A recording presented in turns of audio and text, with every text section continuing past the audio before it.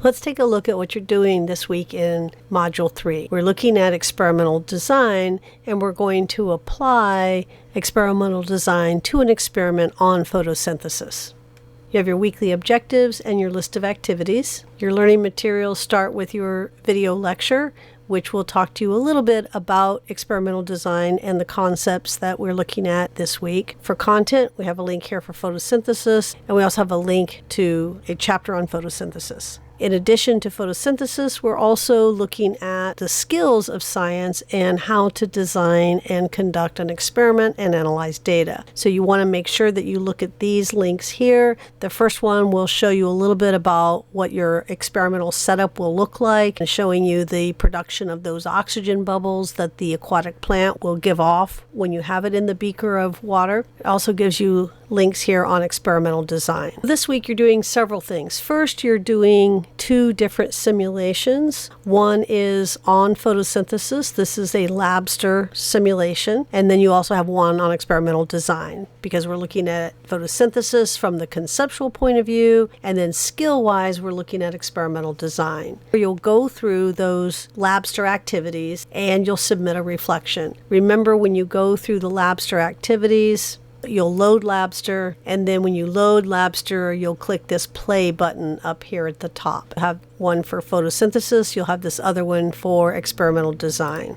Then you're going to actually run your experiment. You should have all of the materials that you've already purchased. Your instructions are separated out. First, you're going to develop your experimental design. So you're going to look at the effect of some variable that you're going to choose on the rate of photosynthesis. You're measuring the rate of photosynthesis by counting the number of oxygen bubbles that are being produced by this plant over a 5-minute period, and then you're going to compare the amount of bubbles being produced in different groups based on what you've decided to test. So I can't really tell you what that's going to be, because that's up to you to decide what you're going to test. But you think something affects the rate of photosynthesis. Whatever that something is, you're going to modify it, and then you're going to check how that particular variable influences the oxygen bubble production. Make sure that you identify what is your dependent variable, what is your independent variable. You're going to have a control group and an experimental group. These terms should be familiar from looking at those videos. Sometimes the experimental group is also called a treatment group. You also will have to control some of the other conditions. So if you're looking at the effect of one variable, you want to see how a certain variable affects your plant. Everything else has to be constant as much as possible. So you want to control it. So you don't want 5 things that are varying between your 2 different groups, because then you don't know which of those 5 things actually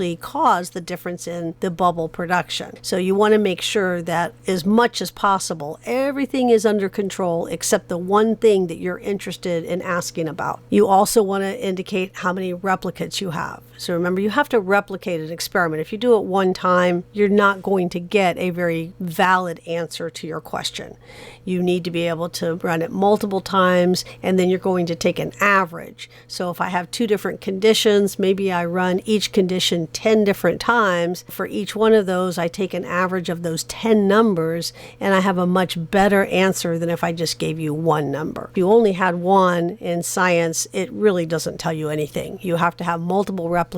Then you can take averages, you can take variance and standard deviation, and eventually you'll get to the point where you learn how to do statistical analysis on that. Cannot do that if you just have one data point. So that's what replication is for. You have your general protocol here that will walk you through how you're going to do that. And remember, you're going to decide exactly what variable you're manipulating, but the basic protocol is here for you. And you're also going to analyze your data. You're going to run it multiple times for each of your conditions, and then you're going to take an average of those. And then you're going to create a bar graph. I will show you how to create that bar graph in a few minutes. Make sure that in your poster that you're creating, in your discussion section, you address all of these questions here. When you submit all this, you're going to go back to the template that we had before, and it's up on this week as well. And you're going to create a new poster. In this one, you'll have your introduction, just like you had in your previous poster. But here you're going to provide some background background about photosynthesis and the different factors that might affect photosynthesis. What is your research question?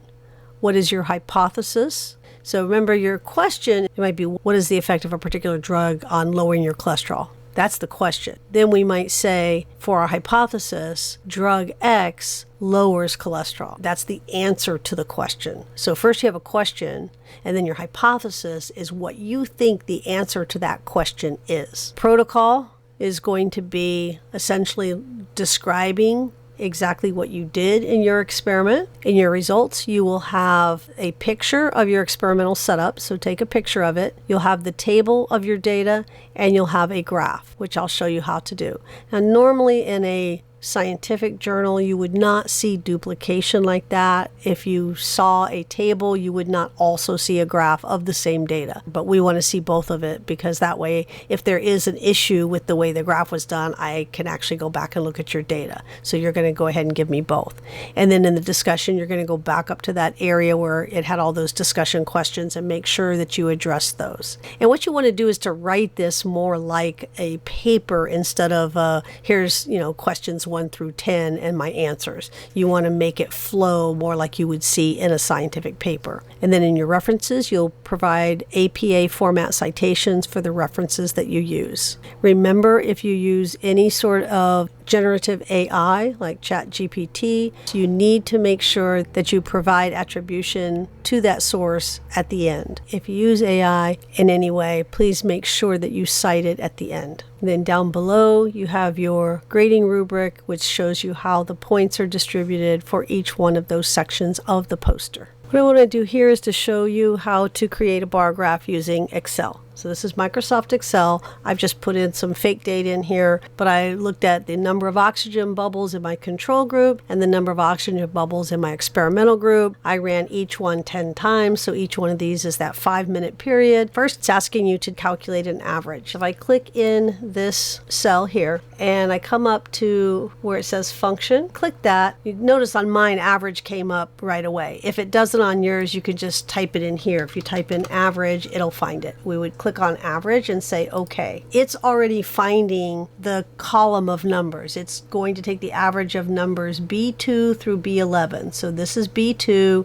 and then it goes all the way down here to B11. I can just click on okay, and it took the average. Okay, so the average of all of those, I'll put that down here, is 18. Now I don't have to do it again over here, because if I've done a formula here, I can grab the corner and I can drag it over. And so now if I look here and I come up, it's still taking the average, but now it's doing C2 through C11. Now to do my bar graph, I'm just going to use these 2 data points, because I'm just going to graph the average. I'm going to take these 2 data points, I highlighted them. I'm going to come up here to insert. See right here, there's a little graph icon. I'm going to insert a bar graph, and I'm just going to click the first one that comes up right there. There's some things I need to do with this graph. I need to label my axes. You always want to label your X and Y axis. I'm going to go into chart design.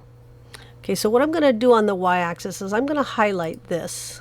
If you see, if I highlight that, I'm going to come in here and I'm going to change it, because 1 and 2 don't mean anything. And I'm going to get rid of that. So I highlighted it and I backspaced.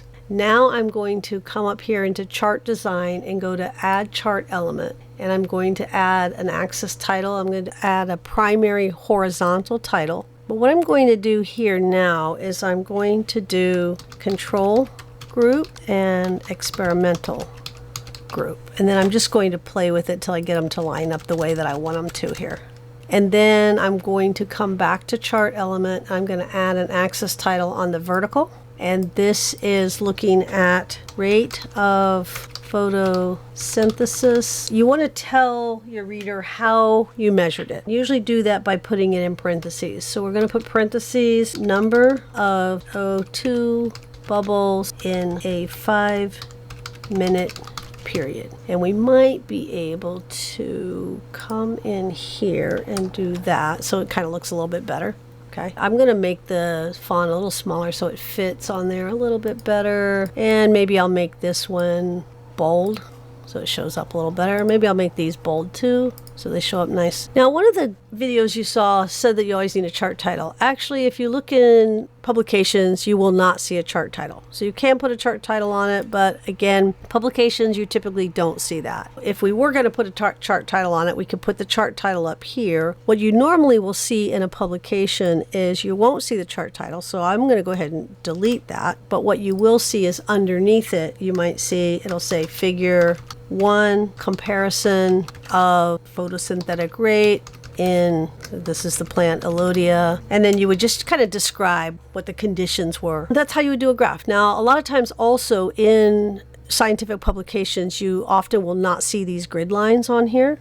So if you want to remove the grid line, you can click on it and see how they're highlighted on each end. I can click on it and hit backspace and they go away. You also will typically usually see a line here on the axis. I can do a chart design and I can do axes, go into more axis options. And then if I come over here under more axis options, if I look at tick marks, right now it's not giving me any. I can do tick marks. I'll just say do them on the outside, and then you see that the line and the tick marks show up there. So that was again under chart element, axes, more axis options. This popped up and then I did that. So I could change a lot of different things here. If I wanted this axis to go all the way to 0, I could do that, but that is what your bar graph will look like. Now, when you see these in journals and at some point in your education, you'll start putting standard error bars on there and actually running statistics. But for now, this is what you would do. So you're comparing these two groups, and the average number of oxygen bubbles in the 5-minute period for your control group was 18. For the experimental group, it was 20.5. That's how you'll do your bar graph. If you have any questions about your setup or data analysis, your poster, please don't hesitate to contact me. I can either answer you in an email or I can arrange to meet with you virtually. I hope you have a great week and I hope you have fun with your experiment.